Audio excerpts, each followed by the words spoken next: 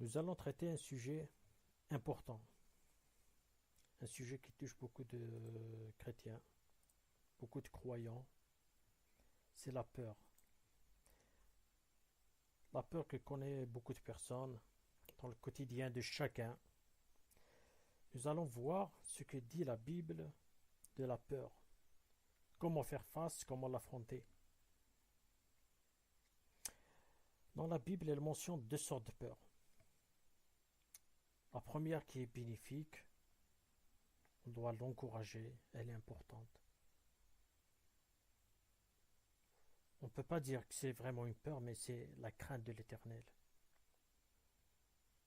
Le respect de l'Éternel, l'obéissance à l'Éternel, l'amour de l'Éternel, servir l'Éternel. Ça, en général, ça se fait avec joie, avec amour. On ne peut pas dire que c'est vraiment une peur. La deuxième peur, c'est sur ça qu'on va parler beaucoup plus. C'est une peur destructrice. Elle doit être surmontée. On doit faire face à cela. On ne doit pas se laisser abattre. Je commence par lire un passage du psaume, au chapitre 111, au verset 10.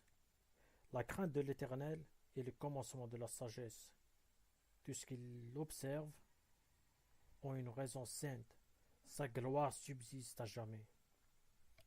C'est à ça que Dieu cherche, à nous conduire vers la sagesse. Et cette sagesse, c'est la crainte de l'Éternel, l'obéissance de l'Éternel, l'amour de l'Éternel. Si cet esprit-là, c'est de cet esprit-là qu'on doit se nourrir. En revanche, de l'autre côté, la seconde sorte de peur qui est mentionnée dans la Bible, elle n'est pas du tout bénéfique. Comme le mentionne dans 2 Timothée chapitre 1 verset 7, car ce n'est pas un esprit de timidité que Dieu nous a donné, mais un esprit de force, d'amour et de sagesse. C'est cet esprit de timidité qui nous bloque, qui nous fait peur avancer. Un esprit de crainte et de timidité, ça ne vient pas de Dieu.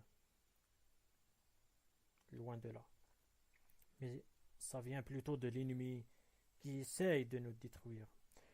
Il faut savoir que la peur, c'est l'une des armes les plus redoutables que l'ennemi utilise pour paralyser et avorter la destinée des enfants de Dieu. La peur est l'une des plus grandes causes d'échec dans la société. La peur d'échouer, la peur du prix à payer, peur de donner, peur des maladies, peur de tomber dans le péché, peur du diable, de la critique, du rejet, peur du lendemain, de l'avenir, peur de la prospérité, la peur du changement.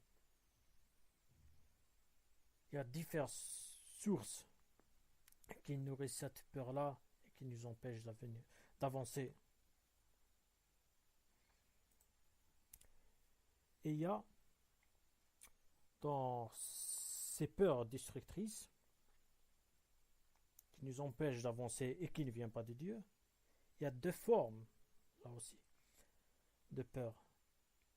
Les plus connues, c'est la peur du rejet et la peur de l'échec.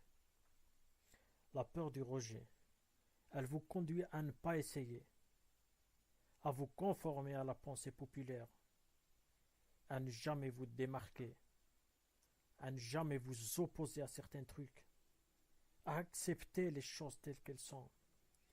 Elle vous pousse à devenir une photocopie des autres.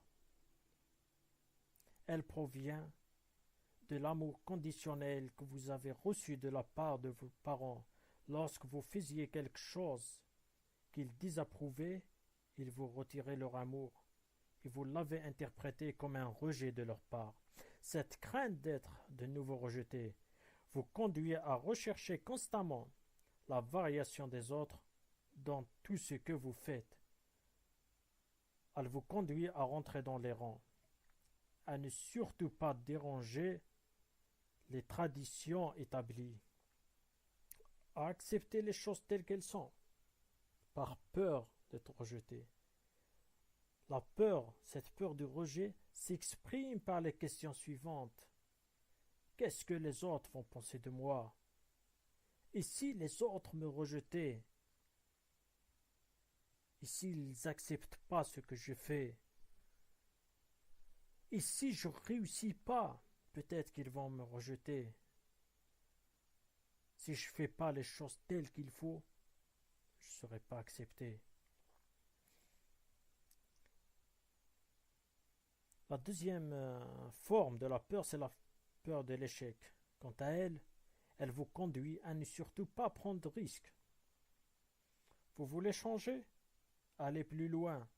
Mais la question suivante revient fréquemment dans votre esprit. Qu'est-ce qui prouve que tu réussiras cette fois-ci? Et si ça ne marche pas, qu'est-ce qui va se passer? Vous cherchez toujours beaucoup plus d'assurance par rapport à ça. Vous cherchez à ne pas prendre des risques, à ne pas avancer. Vous préférez rester dans le statu quo plutôt que d'avancer par peur d'échec. La peur, elle vous pousse à remettre constamment au lendemain ce que vous devriez faire aujourd'hui. Elle vous pousse à rester dans la situation actuelle, à rester dans votre zone de confort, en attendant patiemment qu'un jour la chance vous sourie, ou encore que tous les feux soient ouverts pour passer, avant de sortir.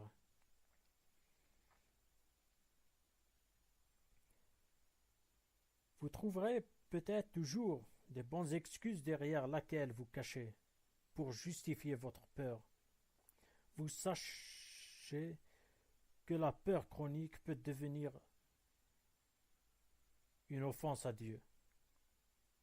Elle sous-entend que vous considérez que Dieu n'est pas à vos côtés et qu'il n'est pas capable de vous faire réussir, et qu'il n'est pas capable de vous faire avancer, et qu'il n'est pas capable de vous protéger et d'être à vos côtés.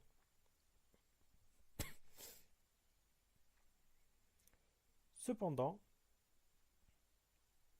ça nous arrive d'avoir peur. Cet esprit de crainte et cet esprit que j'ai dit, cité timidité, il s'empare de nous. Et pour le surmonter, nous avons besoin de faire confiance à Dieu et de l'aimer pleinement. Je vais lire dans lettre de Jean 1, au chapitre 4, verset 18. La crainte n'est pas dans l'amour, mais l'amour parfait bannit la crainte, car la crainte suppose un châtiment, et celui qui craint n'est pas parfait dans l'amour. Personne n'est parfait et Dieu le sait. C'est pourquoi il a semé tout le long de la Bible, tout le long de sa parole, de nous encourager à chasser la peur. Du premier livre de la Bible, la Genèse, jusqu'au dernier, l'Apocalypse, Dieu nous rappelle sans cesse: ne crains rien. Ne crains rien car je suis avec toi. Ne crains rien parce que je te protège. Ne crains rien parce que je suis là, parce que tu n'es pas seul. Si on a Dieu avec nous, on n'a rien à craindre, on est plus fort que l'ennemi. L'ennemi sera sous nos pieds parce que Dieu est plus fort. Je lis aussi par exemple dans Isaïe, au chapitre 41, au verset 10.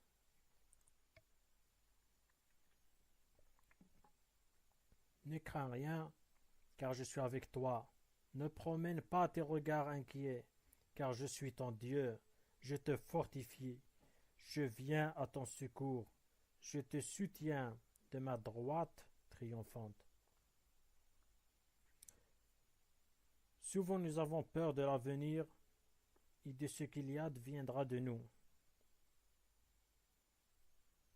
Mais Jésus nous rappelle que si Dieu nourrit les oiseaux du ciel, à combien plus forte raison pourvoit-il aux besoins de ses enfants? N'ayez donc pas peur, vous valez plus que les moineaux. Dans Matthieu 10, verset 31. Ces quelques versets répondent à une grande variété de craintes. Dieu nous dit de ne pas avoir peur d'être seul, d'être trop faible, de ne pas être entendu ou de manquer du nécessaire pour vivre. Ces exhortations se poursuivent tout le long de la Bible, traitant des nombreux aspects de cet esprit de peur. Je vais lire un autre verset aussi, d'accord? Dans les psaumes au chapitre 56 au verset 12. Je me confie en Dieu, je n'ai peur de rien. Que peuvent me faire les hommes? Que peuvent me faire les hommes devant la présence de Dieu? Que peut me faire l'ennemi si je suis avec Dieu? C'est un témoignage extraordinaire de la puissance et de la confiance de Dieu. Quoi qu'il arrive dans votre vie, gardez confiance en Dieu parce qu'il connaît et comprend sa puissance. Il vous comprend. Vous devez le connaître et comprendre qu'il est bien plus puissant que l'ennemi, bien plus puissant que le monde, bien plus puissant que vos peurs. Dès lors, la clé pour surmonter la peur est une confiance entière et complète en Dieu. Avoir confiance en Dieu, c'est refuser de céder à la peur. C'est se tourner vers lui-même aux heures les plus sombres et lui faire confiance pour rétablir la situation. Cette confiance vient de la connaissance de Dieu et de sa bonté. Comme Job le disait, alors qu'il passait par certaines de ses épreuves les plus difficiles, il dit dans Job au chapitre 13, verset 15, « Même s'il me tuait, je continuerai à espérer en lui. » Même s'il me tuait, je continuerai à espérer en lui. Quelle belle preuve d'amour. C'est une grande preuve de confiance que Job a eue dans l'Éternel.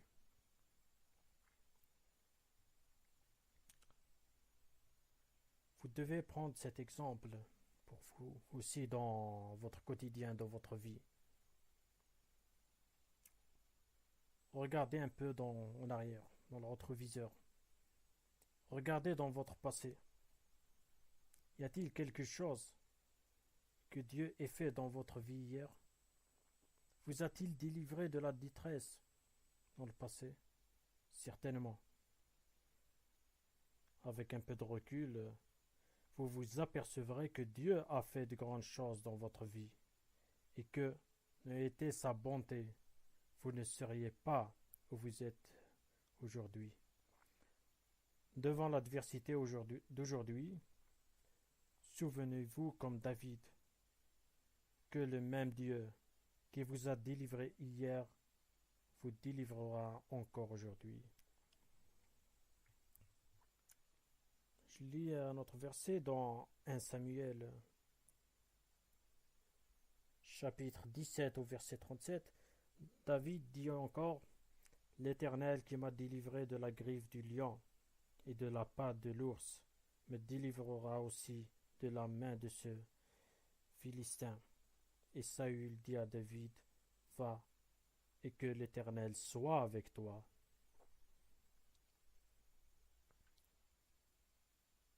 Une fois que nous avons appris à mettre notre confiance en Dieu, nous ne serons plus effrayés par les circonstances adverses. Nous serons comme le psalmiste qui disait avec confiance dans le psaume 5, verset 12, alors tous ceux qui se confient en toi se réjouiront. Ils auront de l'allégresse à toujours et tu les protégeras. Tu seras un sujet de joie pour ceux qui aiment ton nom. La chose que vous devez avoir à l'esprit, c'est que chacun d'entre nous, on doit plaire à Dieu, faire tout pour plaire à Dieu et ne pas aux hommes. La crainte que nous devons avoir, c'est la crainte de l'Éternel, pas la crainte des hommes. Donc, comme le dit le psalmiste, je relis le passage, alors tous ceux qui se confient en toi se réjouiront, ils auront de l'allégresse à toujours, et tu les protégeras, tu seras un sujet de joie pour tous ceux qui aiment ton nom.